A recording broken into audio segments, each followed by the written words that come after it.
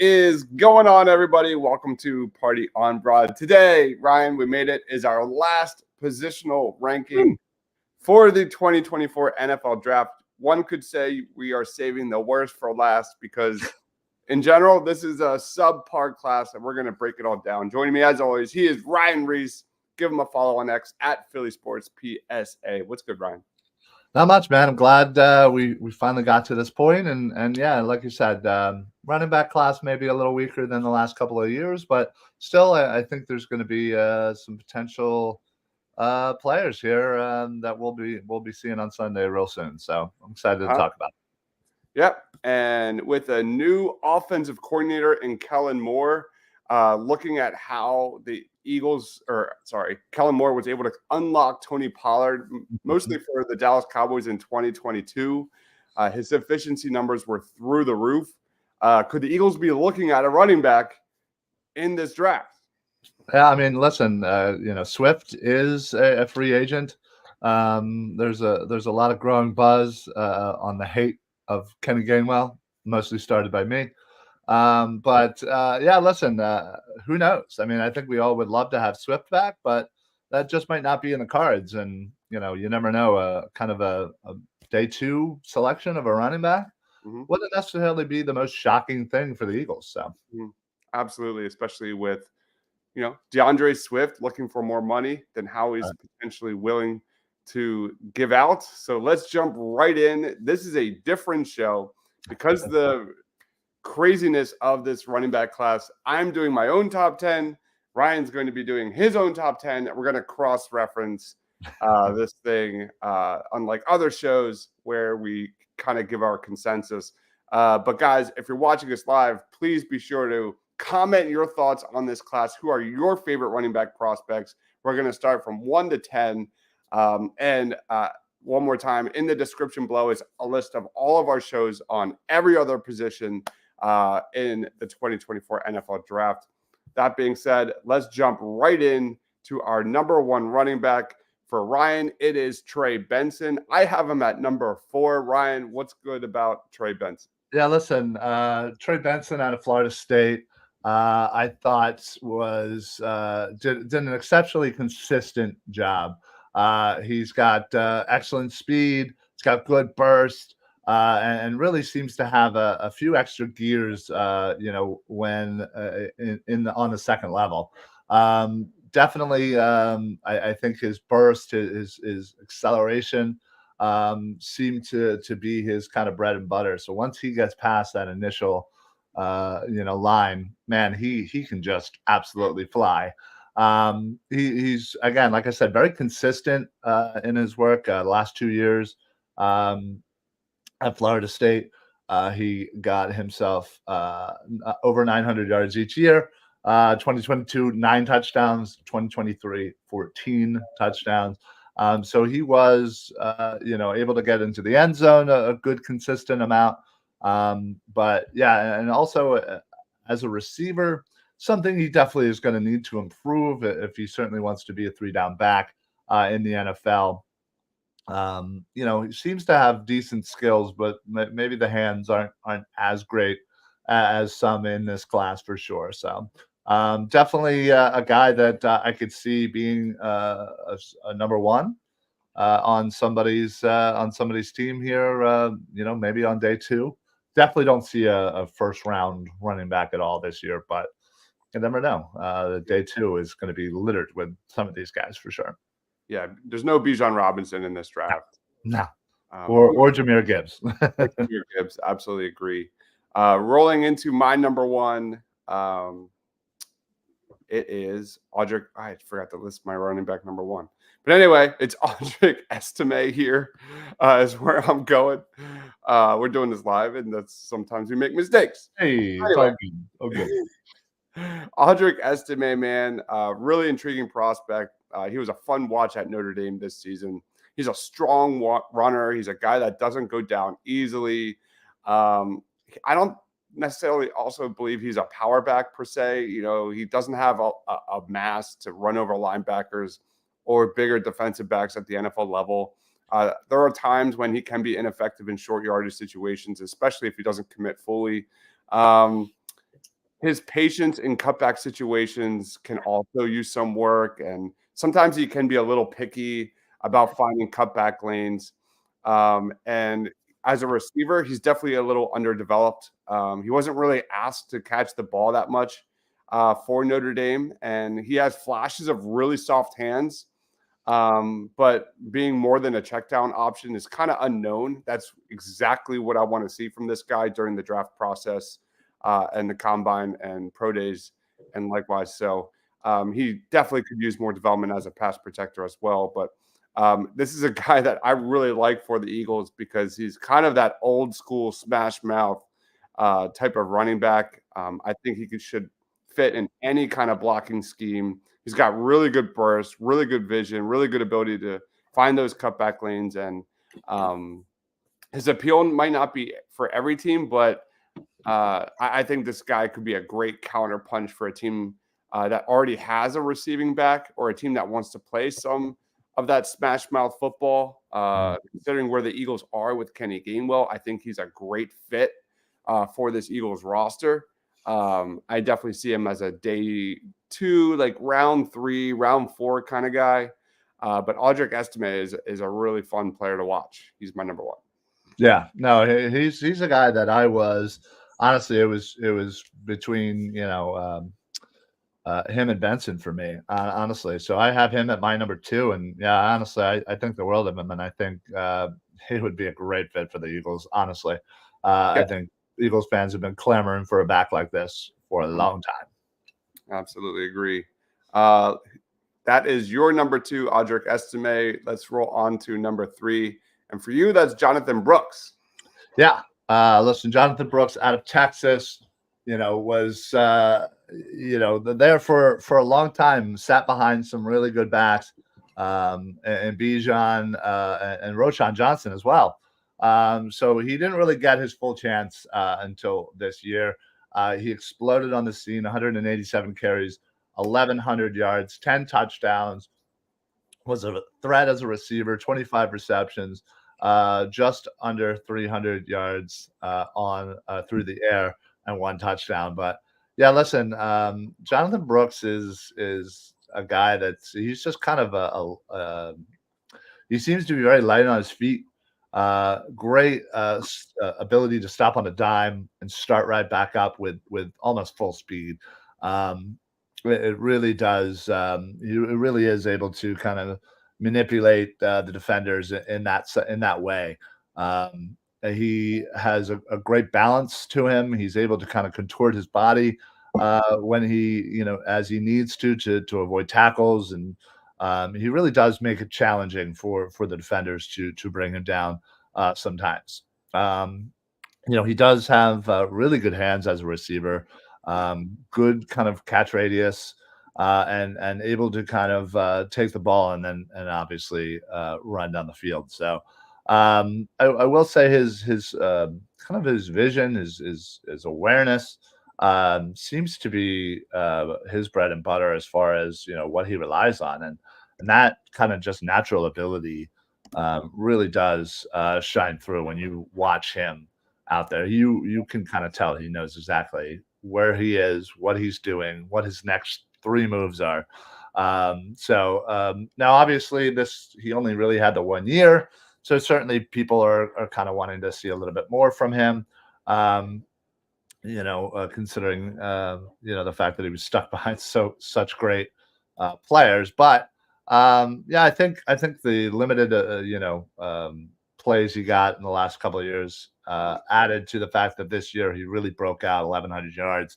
I think honestly he's a guy that is right for a team that needs could come in and be a true number 1 on somebody that maybe in the 3rd round is looking for somebody. And yeah, I think Jonathan Brooks has kind of the ability to be a 3 down back with his catchability as well. So yeah, I really like him, and I just think we just need to see more of him. And if he's able to show that consistency, I don't see why he wouldn't be a very productive back in the NFL.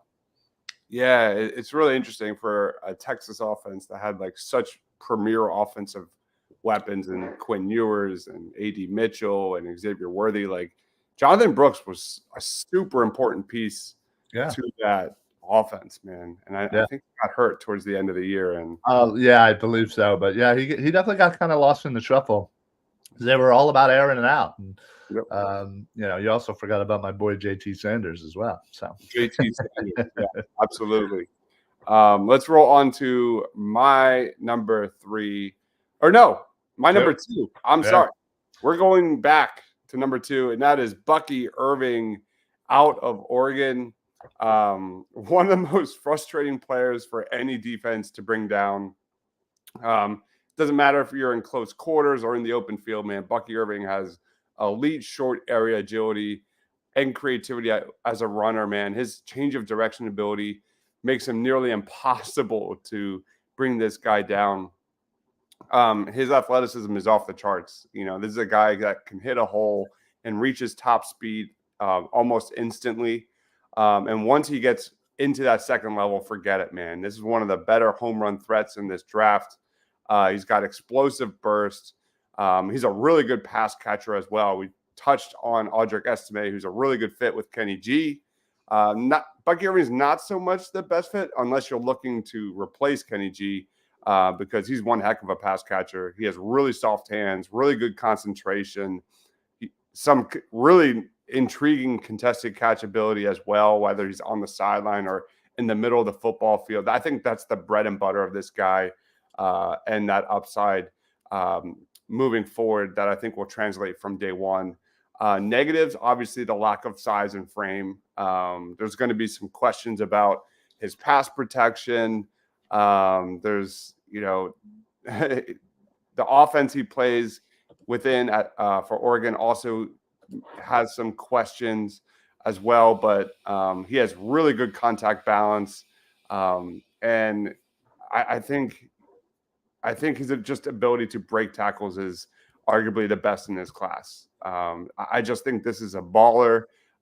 He's going to start his career in the NFL as a change of speed type of back within a committee, not a RB1 by any means, but as a number 2 running back. And I feel like that's the trend. That's the pattern. We're going to be saying that a lot today. I think it'd be a great number 2 in a backfield. I don't see him as a workhorse, but I think given the value, given where you're going to be drafting him, this is a high floor prospect with really high upside that I think will be drafted sometime on day 2. So that's Bucky Irving.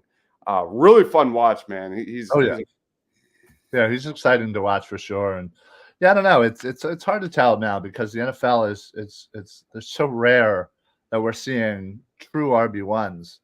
It seems to be, even when you think you have the guy, you're always going to be using another guy or a third guy. So it's kind of hard to find out where some of these may fit. And I feel like some of them have the ability to be the RB1, but a lot of them will kind of fall into that RB2. And again, depending on opportunity, may stay there or may have the opportunity to get more. So absolutely. And we roll on here.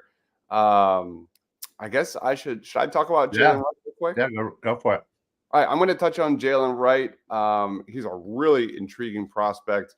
One of the more kind of breakout guys that, like, after, he was one of the later prospects I kind of watched. I didn't really know about him until like mid season. But I think this is a guy that's climbing up the draft boards. His efficiency numbers are through the roof, man. Over 1,000 yards, an absurd 7.4 yards per carry average last year. He's got lightning quick feet. This guy is just a great athlete. His development over the last 3 years, adding weight to his frame, paired with his burst and top end speed, man. This guy, I think, is one of the more underrated running backs in this draft. He's got a lot of consistency in his output as well. We saw him improve as a receiver out of the backfield. We saw him improve as a pass blocker. Frame-wise, he's really well built. He can absolutely crush it between the tackles. And he really improved with his ball security.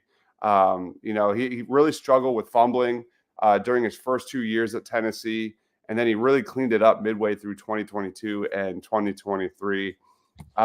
Weaknesses, like he tends to experience lapses in vision sometimes. He definitely is a change of pace type back with volume upside and elite long speed as well.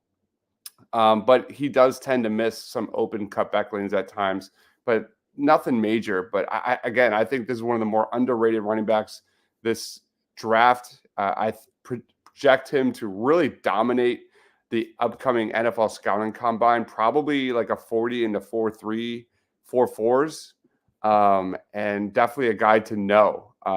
Add in the fact that he's only 21 years old, has a lot of tread left on his tires, that high receiving upside, that underrated pass blocking ability, and protection utility on day one. I think this is a day 2 selection, and that's why he's my number 3 running back in this class, man. Jaylen Wright is definitely one to watch out for. Yeah, no, absolutely. I think, obviously when you think of Tennessee running backs, you think of Alvin Kamara, and listen, he was drafted in the 3rd round as well. And, I think he could kind of have a similar, draft selection. But listen, if he turns out to be another Alvin Kamara, good Lord, that'd be amazing. But he definitely shows flashes, that's for sure. Yep. All right, where are we at? I think we are at Jonathan. No, we already did Jonathan Brooks. I think Blake. We are at Blake Corum out of Michigan. I think I'm touching on this one again, so I'll go again. All right, Blake Corum, baby. What a season, man. Not the numbers he had back in 2022, but the production is just the same. This guy is a winner through and through. This guy is just a workhorse. Really good understanding of the game. He attacks the line of scrimmage. He can get to the second level with really good vision and quick decision making. He has good footwork, patience behind the line of scrimmage, excellent burst through cuts and through tackles. He explodes through holes in defenders, man. What's really impressive given his like size and frame. It's amazing to me how physical he runs. Just drives through guys, keeps his legs moving, really good pad level. And on top of all of that, like when you pair that with his ability to make defenders miss, man, he's really interesting. Inconsistency was kind of an issue for him when it comes to weaknesses. His vision can have lapses, just like we talked about with Jaylen Wright. And his pass protection is definitely concerning. He needs to be better at picking up blitzers, finding that edge rusher, that IQ when it comes to pass protection definitely needs work. But yeah, his short area burst and lateral movement, low center of gravity, that's his bread and butter at the next level. I definitely think he could be a short yardage guy, as a guy that kind of grinds out tough yardage. I see him more as a rotational back in a backfield, not the workhorse he was in college, given his size. But I know it says 5'8", 200. He's definitely more than 200 pounds. I made that graphic in 2022. But Blake Corum, number 5. Yeah, no, he had quite the magical season, obviously leading to a national championship with the Wolverines. But yeah, and the fact of the matter is they had another back there that, let's be honest, probably took a decent amount of carries from them. So he could have certainly gotten those stats and made you feel a little better about him. But yeah, you just look at him, you can tell dude's a runner, and he'll find a nice spot in the NFL. Yeah, absolutely. And we roll on here. Blake Corum was my number 5. Ryan had Jaylen Wright number 6. I had Jonathan Brooks at number 6. And that leads us to Will Shipley. Ryan, who is Will Shipley? Yeah, so Will Shipley out of Clemson. Yeah, he honestly has some of the quickest feet and great straight line speed. But doesn't necessarily have that elite burst once in the open field to kind of showcase that big playability. It's not necessarily his thing, but he's a very patient runner. He is able to kind of let the play develop, follow his blocks, and get himself into good decision making ability to make the cuts to get up the field. So he is a pretty good receiver as well. Seems to have natural hands, and is able to kind of turn the ball upfield quickly. When asked for bubble screen or something like that.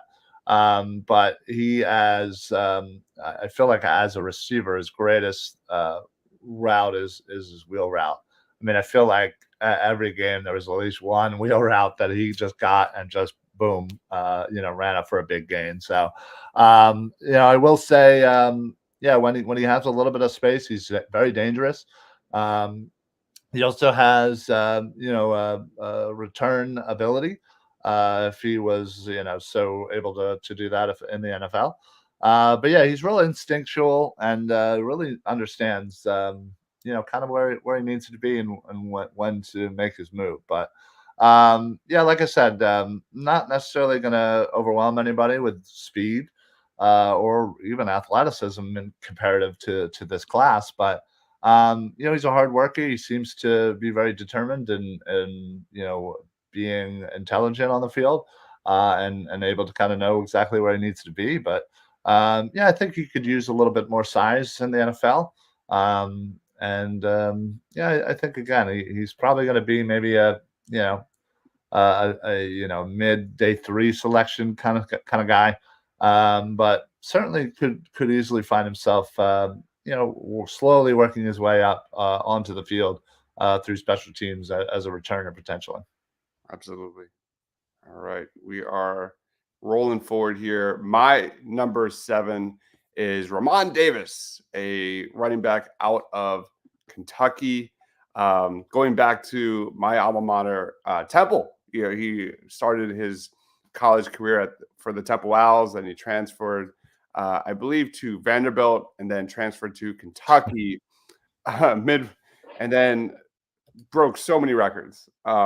He had over 1,100 yards and 14 rushing touchdowns for the Wildcats last year.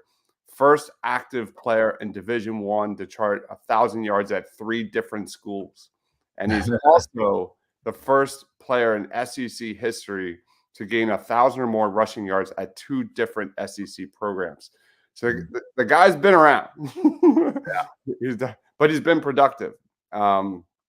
If you're looking for a third down back who can get consistently, get short yardage, man, move the chains, this is your guy. He's solid in pass protection. He's a good receiver as well. He's got a well-rounded skill set that I think gives him some 3-down potential, which is why I have him ranked so highly. He's fluid in space.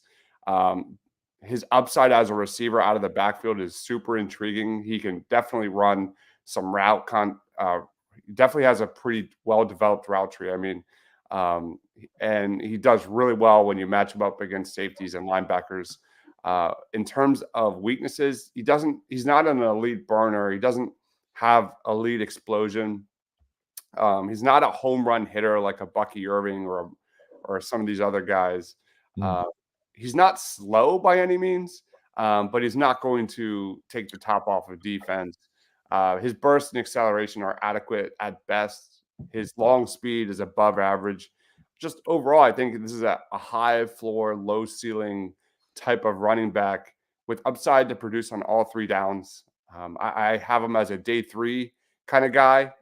Another guy as RB2, rotational piece kind of projection at the next level. But Ray Davis is a really fun watch as well. Definitely one to watch out for, Ray Davis.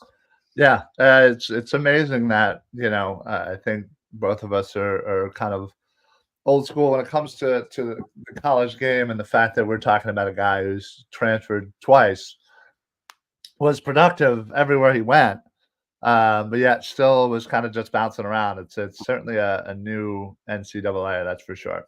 Yep. Rolling on to number 8, it is for you, Marshon Lloyd out of USC. Yeah, listen, Marshon Lloyd, working with his buddy Kalen Williams. Yeah, listen, his numbers aren't going to blow you off the page. He got 800 yards, um, only 13 receptions, but he did get 232 yards on those receptions. Averaged 7.1 per carry, which is really good. He just wasn't really used that much at USC. But man, he can absolutely do it all. Be a complete, three down back. He is honestly a good blocker, so that's certainly going to bode him well in the next level. And he certainly has the ability and the want to be a blocker against some bigger defenders. So, but yeah, he really seems to have a kind of a nice blend of speed and power to go along with his receiving game as well. He's kind of a compact guy, natural low center of gravity. And man, he just seems to, when he's running through tight spaces, seems to have a really good sense of balance and while he's running through traffic. So it really does bode him well, in those kind of tight spaces. But um, yeah, listen, he's a guy who's strong, but he still has, great, quick feet, good straight line speed. Again, as I've said previously, a guy that's not going to necessarily kill you in the open field. Um, you know, Certainly not going to be a huge home run threat, but he's patient. He knows where he needs to be, and he'll get you 5-6 yards. It seems like every time when he was out there. So, well, I mean, honestly, even more because he was averaging 7. So, yeah, listen, he's definitely a guy that is going to kind of come out of nowhere, in my opinion. If he goes to the right team and finds himself in the right opportunity, he'll definitely show what he's made of. But I will say is maybe his decision making is something he needs to work on. Right at the line of scrimmage. I think pre snap kind of thing of where exactly he's going to be cutting. But yeah, listen, again, he's could certainly use an upgraded ability in blitz pickup. While he is very good at blocking, sometimes the ability to pick up the blitz maybe eludes him a little bit. But yeah, I don't know. I think this is a guy that has all the skill set. Really does. Maybe again needs to refine on a few things here and there. But again, I definitely think he's a day 3 guy, an early day 3 guy, and a guy who's going to be a solid running back 2 for a team. And again, one of those guys that I think you're going to look back in a few years and be like, oh, he's like a guy who's been stuck behind this guy, and now he's finally getting a chance, kind of thing, where a guy comes out of nowhere and is getting 1,000 yards. So I really do like Lloyd, and I think yeah, I think he's going to be a solid NFL player. Yeah. All right. We are rolling through here to our number 9, and just for the second time in our rankings, we have the same dude at number 9. Yeah, The first one was Blake Corum at number 5. This one is Braylon Allen out of Wisconsin, I believe. yeah. Who's this guy? Yeah, listen, Braylon Allen is an absolute a dude. He's 6'2". He's real big, about 235. Some I've seen even at 240. And listen, he was really productive when he was at Wisconsin. Um, he's a receiver. He's got great ability to catch the ball, turn upfield, and really does show an ability uh, to be out there for all downs. He seems to be a natural playmaker. Kind of one of those guys who just get him the ball and he'll kind of do the rest.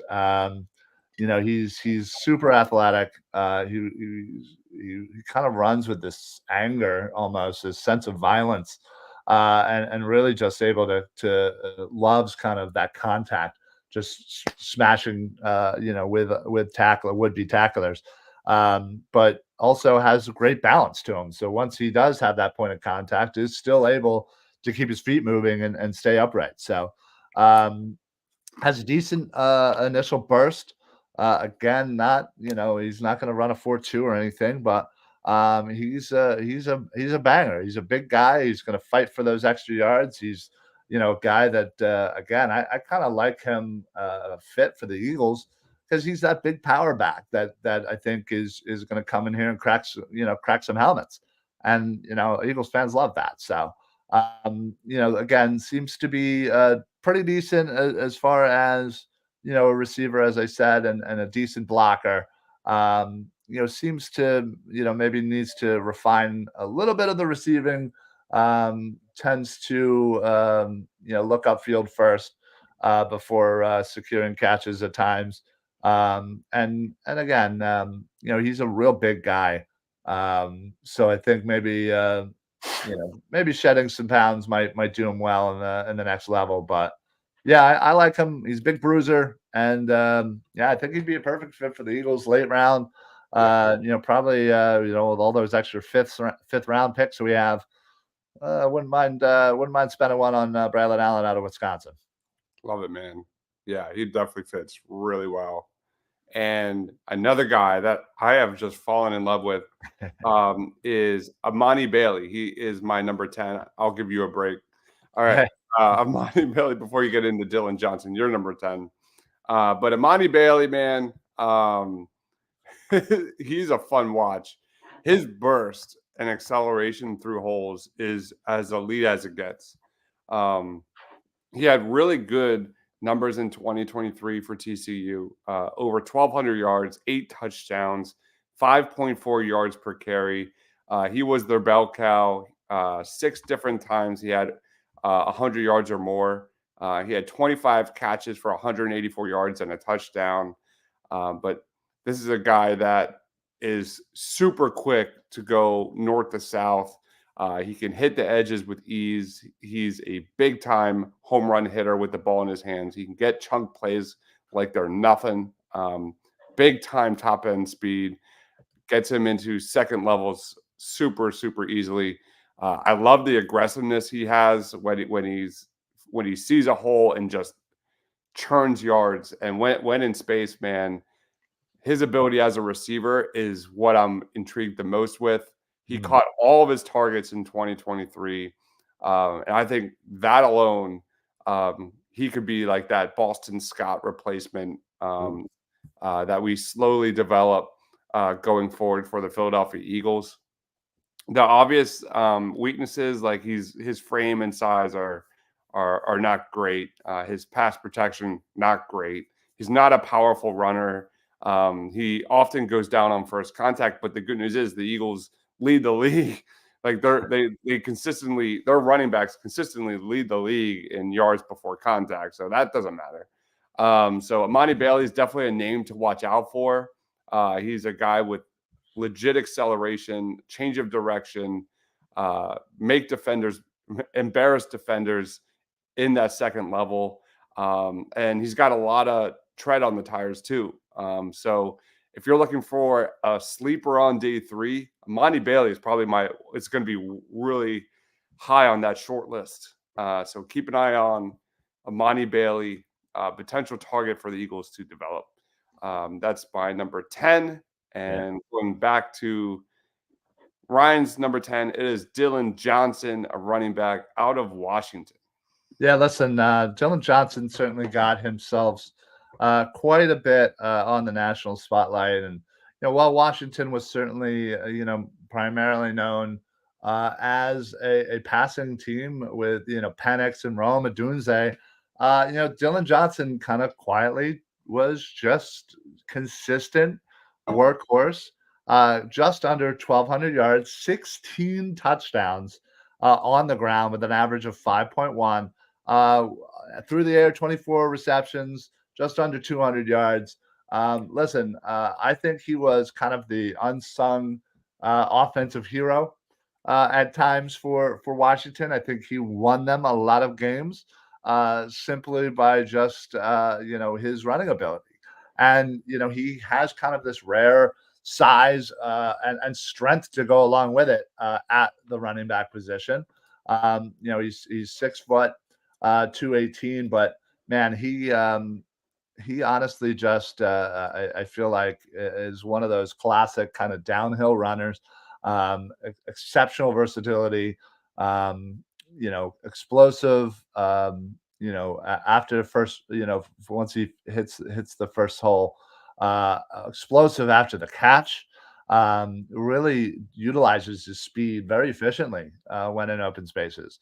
As I said, he's a great receiver, great route runner, and just able to kind of beat slower linebackers or whomever gets the unfortunate ability to have to cover this guy. So he's making catches all over the place. He's able to make tough catches in traffic. You'd almost say if you just lined him up at receiver, he'd probably shine there. So, but yeah, he kind of shows as a runner, just an ability to hit those holes on the inside, able to cut it outside, and around the edges. So I will say his pass protection not great. Certainly, something that Washington offense dealt with a lot. As Penix certainly got sacked quite a bit. But yeah, certainly that is a need for him to get on the field. Is to show an improvement in pass protection. He seems to, when it's a one-on-one, when in open space, doesn't always seem to win those battles. So he kind of needs to work on maybe that first move on a one-on-one in open space. And yeah, listen, I think his vision and his kind of his awareness needs some help. Again, I think he could have been even more productive out on that field had he kind of made better decisions out there of when to cut, where to cut. So certainly these things are going to be something he needs to work on. I really like him because, again, you just look at him, the ability he has, and the fact that he's able to excel as a pass catcher. Once he kind of gets all the other stuff together, he's gonna and get his chance. He's gonna shine out there, honestly. He's definitely a guy that I think, again, day 3, you know, 5th, 6th round, somewhere in there. But somebody's absolutely gonna get themselves a guy. And then listen, he may not make the initial 53, maybe a practice squad kind of guy, but he's a guy that teams are gonna want to keep and develop. And once they kind of, get him to that point, just let him go and unlock it. So Dylan Johnson out of Washington, the unsung hero, in my opinion, on that Washington offense that just came up short with a national championship. Yeah, I was literally just going to say that. Like, unsung hero is perfectly said. Was so vital to the Huskies in big games over and over and over again. I remember him getting carted off in that Texas game, and yeah, he was a fun watch as well. Really fun watch. A guy that surpassed expectations. A guy that just on a team loaded with amazing offensive talent. Right. Had his presence felt big time. So we did it, Ryan. Top 10 positional rankings are in the book. So how many did we do? Is it 11, I think? Right, so quarterback, running back, offensive tackle, interior offensive line, wide receiver, tight end. That's 6. Right. Linebacker, edge, interior defensive line, edge. I already said edge. Safety, 11. Yeah. There it is. We All did right. it. Kickers and punters next. Let's go. One more time, quick look at our top 10s. There it is. It's not an impressive list, but those are some names you should know as we get ready for the NFL Scouting Combine. Yep. And I'll say after this, it doesn't get better. There's not a lot of depth, but those are some guys. If you're an Eagles fan, looking for a running back, definitely know those guys. Yeah, for sure, because they're all going to be in the range, because there's no top end guy that's going to be a first rounder, and some of them may struggle to be second rounders. Honestly, it's hard because running backs, again, one of those positions that just kind of keep getting devalued, and when you have draft prospects, classes like this, it's not helping the situation. So, Right. yeah, honestly, if you told me right now there wouldn't be a first or a second round running back, would I be shocked? I Yeah. wouldn't. I really wouldn't. Do I believe that'll happen? Probably not. I think somebody will, a couple people will sneak in there. But Mm. listen, the Eagles have a lot of picks in the middle of the round with those comp picks. So watch out. Watch some of those fifth rounders that we got. Maybe they could be the ones to bring in a guy, and even if it's to kind of compete or practice squad or whatever. I think we've seen potentially the end of Boston Scott and Kenny Gainwell, and maybe maybe it will be somebody fresh. Maybe it will be what's his face, whose name is escaping me, DeAndre Swift. Yeah. So you never know, but pay attention for sure. Yep. All right, so that wraps up our positional rankings. One more time, if you're watching us, all the links to all of our positional rankings are down below in the description. We have a couple of weeks here until the NFL Scouting Combine, so we'll figure out what we're doing next. We could do an Eagles mock. We could do my guys because we're basically like Ryan has his big board, I have my big board. We could compare and contrast and say like guys that you have really high on your list and are your guys compared to me, and vice versa. We could do some compare contrast type of stuff. But yeah, we'll see. We'll figure it out. There's so many weeks left in this offseason to break everything down before the NFL draft. And yeah, I think we'll probably do a couple mocks here and there, maybe specific Eagles, maybe just an overall first rounder. But yeah, there's plenty of stuff to play with. But honestly, if you guys out there want to see something specific content, let us know. Shoot us a message. Let us know in the comments. Anything. We read it all. So let us know, and maybe we'll pick it and run with it. So maybe I'll do a poll. Maybe I'll throw a poll out there. Always time for a poll. I'm not going to touch it. Smart. All right. All right, guys.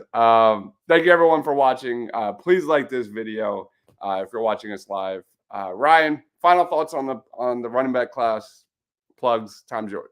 Yeah, listen, we did it, all 11 positions. As we said, running back class, not the greatest, but there's always, no matter how good or bad the running back class is, there's always a guy in the middle that kind of gets lost in the shuffle that turns out to be an important player out there. So one of these guys probably will do the same, and not sure who it is yet, but man, keep on paying attention, and yeah, do yourself a favor, click the links to some of the other positional stuff.